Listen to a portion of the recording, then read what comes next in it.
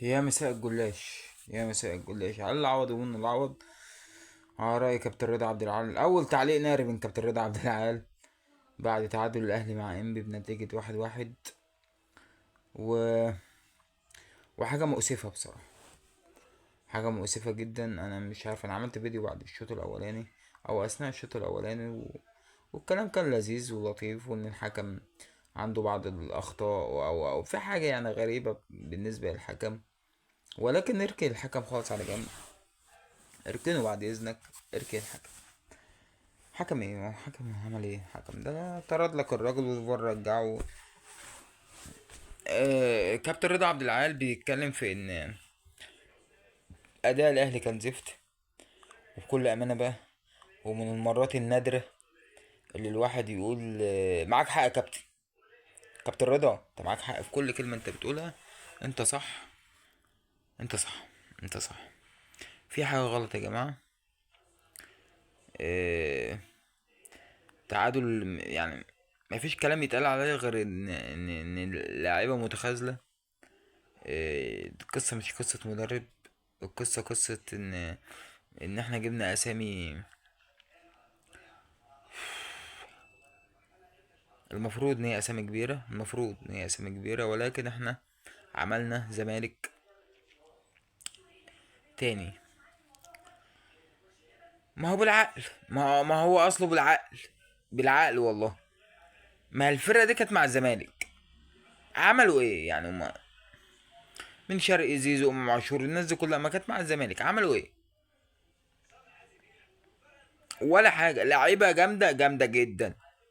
اسامي ما فيش غبار، تمام، ناس حلوه، ناس جميله. عملوا ايه؟ عملوا ايه؟ ما عملوش حاجه. فانت عايزهم يجي يعملوا عندك؟ اما ما هو اصله بالعقل والله، مش بحاجه تانية. قلناها بالعقل مش بحاجه تانية. فنصلي على النبي، نستهدى بالله، ما تعصبش. بلاش نتعصب يعني، بلاش يكون في عصبيه بالنسبه للناس الاهلاويه الجميله اللي بتحب الكيان. بلاش عصبيه، بكل هدوء، بكل هدوء. خطيب، ارجع تاني بعد اذنك، بس استنى، بس استنى، ارجع لنا بس تاني كده. مشي الناس دي، طلع قرار كده، مشي الناس دي.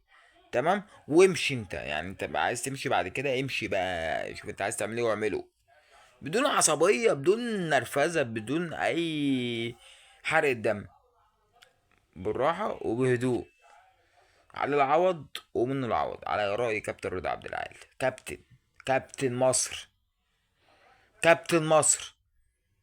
لان في الفيديو ده هو قال كل حاجة صح، كل كلمة طلعها كابتن رضا النهاردة هي صح مليون المية. بيراميدز قدام اوكلاند سيتي 3-0، بشوية 3-0. صباح الفل، صباح الفل. قبل الموسم ما يبدأ كان كل الإعلام بيتكلم مين أقوى فرقة، أهلي، بيراميدز، زمالك. الزمالك ده كان في الآخر خالص، اللي هو يعني صباح الفل. أي حد هيقول زمالك هنضحك عليه للصبح، صح؟ اي حد هيقول زمالك يا باشا ضحك، ضحك هستيري، صح؟ كله قال الاهلي. الاهلي طبعا سكواد جامد وحاجه، انت فاهم، الاهلي يا باشا هيفرم اي حد. طب وبيراميدز؟ لا، بيراميدز الموسم ده مش هيكون بالقوه.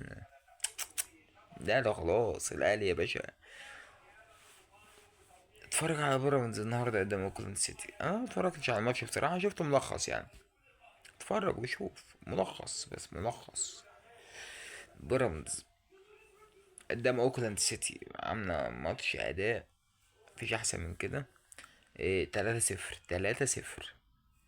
الزمالك اللي هو كان مفروض اقل فرقة في التلاتة، اهلي بيراميدز زمالك. خلينا بقى نعكس الايه بقى، خلينا نعكسها، ماشي؟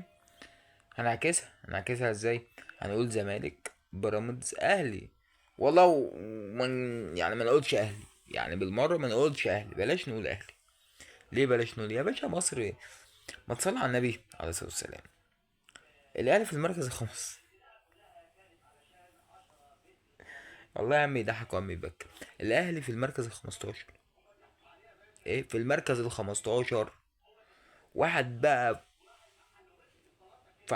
مش عايزين نقول كلمة غلط. واحد يطلع دلوقتي يقول لك ايه مش فاكر موسم 2019 الاهلي كان في منطقة دفع وخد الدوري. صح. حصل. حصل. ما نقدرش ننكر. ولكن كان في روح. يعني ما كانش فيه اداء فني كويس في الاهلي في الموسم ده، ولكن كان في روح. كان في روح. جينا في شهر واحد، خطيب فك الكيس، جبنا صفقات حلوة، رمضان صبحي، حسين الشحات، دول اللي انا فاكرهم يعني. وفكينا الكيس ومع الروح، مع اللعيبة الجامدة دي اللي جت، سيطرنا. صح. فكان في روح. دلوقتي انت جايب اسامي كبيرة جدا، اسامي كبيرة جدا جدا جدا، عملت بيهم ايه؟ ما عندهمش روح. كل سنة وانت طيب. كل سنة وانت طيب. طيب الناس بقى اللي بتتكلم دوري مين يا بابا؟ صل على النبي، ما تصلي على النبي. دوري مين؟ صلي على النبي بس كده واستهدى بالله، وقول بس ان احنا